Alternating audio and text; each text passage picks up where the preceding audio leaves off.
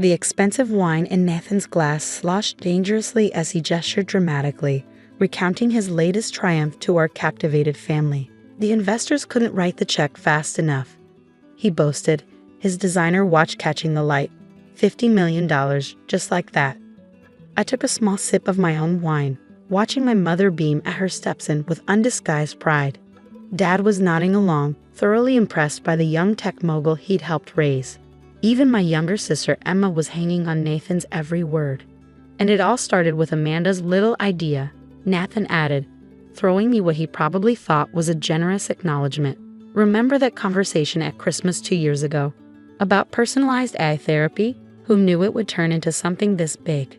My name is Amanda Chen, and at 32, I was watching my stepbrother take credit for a company that was secretly mostly mine. Not that Nathan or anyone else at this table knew that particular detail. It was just a rough concept, I said modestly, playing my part. You're the one who made it real. Nathan raised his glass in my direction. Here's to family inspiration. Though maybe next time come up with an idea you can actually execute yourself. Sis. The condescension in his voice made my mother wince, but I just smiled. If he only knew about the execution that had already taken place. 2 years ago, that Christmas conversation hadn't been the casual chat Nathan remembered. I'd spent months developing the AI therapy concept, creating detailed business plans, and even building a basic prototype.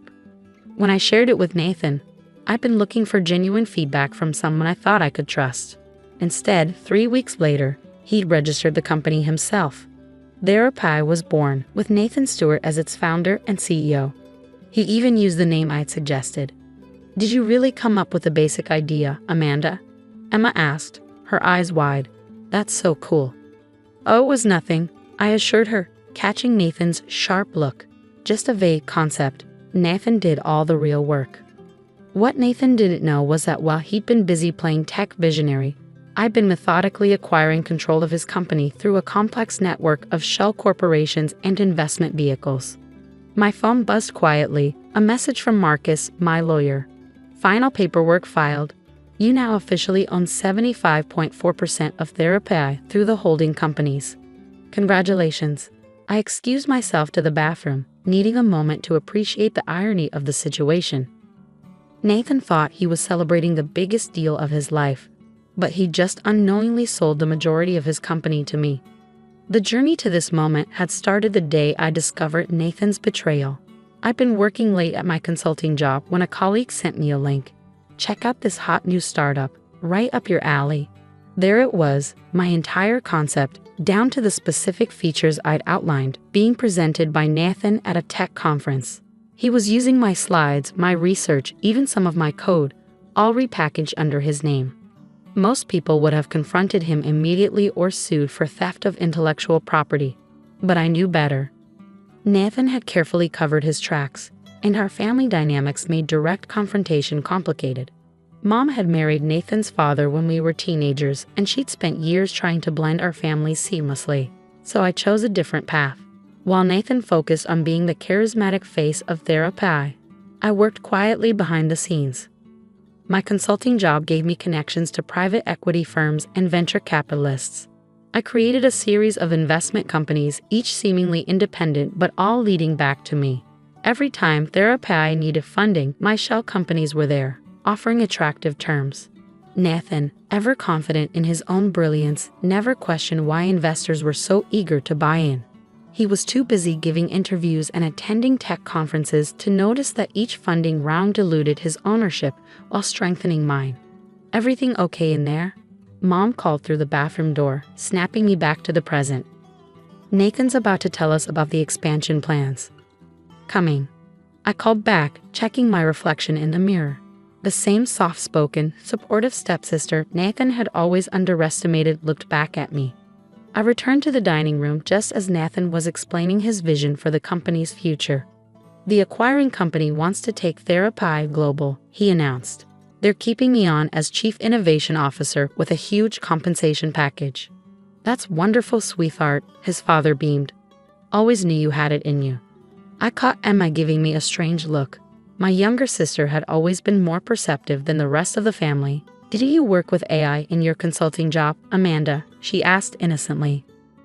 Nathan's smile flickered slightly. "Different kind of AI," he said quickly. "Amanda's work was much more basic." If he only knew that my basic work had included developing most of the core technology his company now used. The patents were held by one of my shell companies, which had then licensed them to Therapy at suspiciously favorable rates. "Actually," I said, deciding to push just a little, "I'd love to hear more about the technical side of things, Nathan. How did you solve the privacy compliance issues we discussed that Christmas?" I watched him squirm slightly before launching into a vague explanation that basically outlined the exact solution I detailed in my original business plan, the one he'd stolen. My phone buzzed again. Another message from Marcus. "Acquiring company wants to meet with all major shareholders next week. Time to decide how you want to handle this." That was the question, wasn't it? In a few days, Nathan would discover that his great exit wasn't quite what he thought. The company he believed he'd sold wasn't really his to sell. "More wine, Amanda?" Mom offered, noticing my distraction. "No thanks," I smiled. "I need to drive back to the city tonight. Early meeting tomorrow." Nathan couldn't resist another dig. "Must be tough still working those long consulting hours. You should have been more entrepreneurial, like me. Taken some risks." I thought about the millions I'd spent quietly buying control of his company, the careful legal maneuvering, the years of patient planning while he took credit for my work. "We can't all be visionary founders," I said mildly. "Some of us have to do the detail work." Dad raised his glass. "To Nathan, our family's first millionaire." Everyone clinked glasses enthusiastically. I participated in the toast while checking my calendar. The shareholders' meeting was in exactly 6 days. That's when Nathan would learn what detail work really meant. As dinner wrapped up, Nathan pulled me aside. "Listen, sis," he said, his voice softening with what he probably thought was generosity. "I feel bad about how things worked out. How about I throw some consulting work your way once the acquisition is complete? Small token of appreciation for the original idea." I looked at my stepbrother, successful, arrogant, completely unaware of what was coming, and felt an almost overwhelming urge to tell him everything. Instead, I just smiled. "That's very thoughtful, Nathan. But let's see how the acquisition plays out first." He clapped me on the shoulder, already turning away. "Your loss. But the offer stands. Family has to look out for each other, right?" "Right," I agreed softly. "Family first."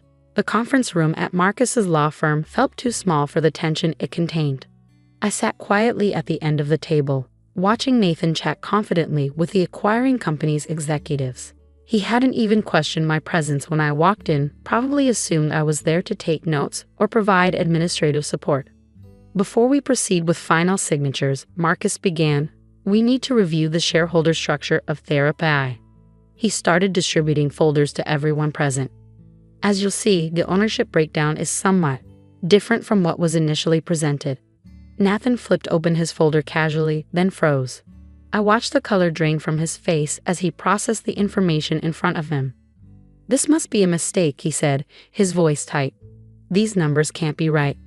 "The numbers are quite accurate," Marcus replied calmly. "Through various investment vehicles, the majority shareholder of Therapy is actually Nova Holdings LC, which owns 75.4% of the company." "I've never heard of Nova Holdings," Nathan snapped, shuffling through the papers. "I own this company. I founded it." "Actually," I said, speaking for the first time, "Nova Holdings is my company." The silence that followed was deafening. Nathan's head snapped up, his eyes meeting mine with a mix of confusion and dawning horror. "What?" he whispered. "Perhaps we should take a brief recess," Marcus suggested smoothly. "Give everyone a chance to review the documentation thoroughly." The acquiring company's executives nodded, looking somewhat bemused. They'd been briefed on the real ownership structure weeks ago. It was only Nathan who was in the dark.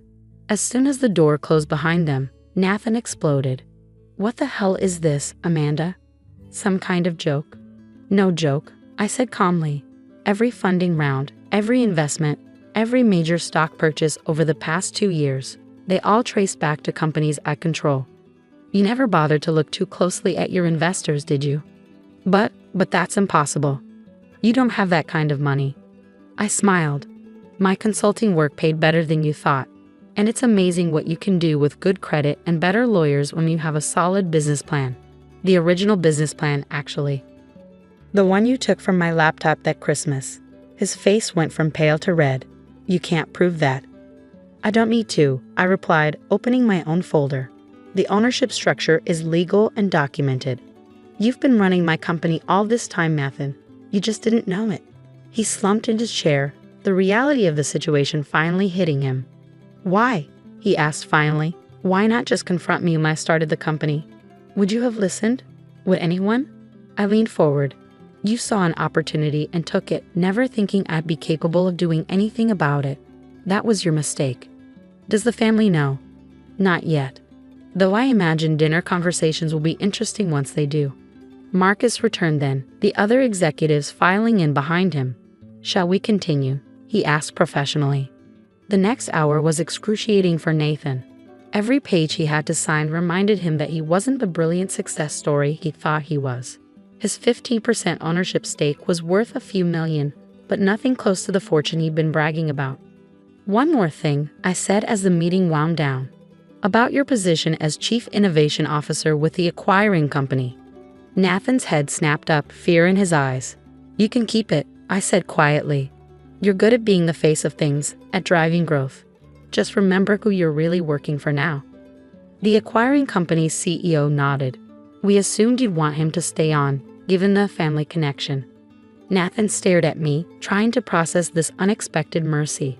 Why would you let me stay? Because unlike you, I understand the value of using people's actual talents, I replied. You're a good salesman, Nathan, a good frontman. That's worth something, as long as you remember it's not worth everything. The meeting ended with Nathan shell-shocked and silent. As everyone filed out, he caught my arm. The family, he said quietly. You'll humiliate me in front of them, in front of my father. I thought about all the dinners I'd sat through, listening to him brag about his stolen success. About Mom's proud smiles, Dad's approving nods, Emma's hero worship. The truth will come out eventually, I said. But how and when, that depends on you. Over the next few weeks, the story of Therapy's acquisition made headlines in the tech world. Nathan was quoted in the press releases, still playing his role, but there was a new humility in his statements. Every interview had to be approved by the board, by me. The family found out gradually. Emma figured it out first, reading between the lines of the press coverage and connecting it to things she'd observed over the years. She showed up at my apartment one night, full of questions. You let him take credit all this time, she said, shaking her head. Why? Sometimes winning isn't about getting credit, I told her. It's about having control. Mom and Dad took longer to understand what had happened. The truth came out during another family dinner, this one much quieter than the celebration a few weeks earlier. I don't understand, Mom said, looking between Nathan and me. All this time, I stole her idea, Nathan admitted finally, staring at his plate. I took her work and claimed it as my own. And she outsmarted me completely. The silence that followed was heavy with years of assumptions and misjudgments. Dad looked like he aged a decade in minutes, realizing how wrong he'd been about both his stepchildren. The company is doing well, I said finally, breaking the tension. Nathan's staying on in a leadership role. Nothing has to change. Everything's already changed, Dad said quietly. He was right. The family dynamics shifted subtly but significantly after that. Nathan's boasting stopped. Instead of dismissing my opinions, he began actively seeking them. Mom started asking about my other projects, finally seeing me clearly instead of through the lens of Nathan's success. A year later, Therapy had expanded globally, helping millions of people access mental health support through AI technology. Nathan had grown into his role, actually earning respect instead of just assuming it. We developed a new kind of relationship, not quite friends, but no longer rivals. You could have destroyed me, he said during a rare moment of honesty after a board meeting. Why didn't you? I thought about it carefully before answering. Because this way, you have to live with knowing exactly who you are. And who I am. That's worth more than revenge. The lesson hadn't been cheap. It had cost millions to quietly take control of Therapy. But watching Nathan learn humility, seeing him actually grow into the success he'd once only pretended to be, made it worth every penny. Emma asked me once if I regretted not getting public credit for creating Therapy. I showed her the company's financial reports instead. Credit is for people who need others to believe in them. I told her, power is for people who believe in themselves. The family still has dinner together regularly, though the conversations are different now. Nathan talks less but says more. Mom asks better questions.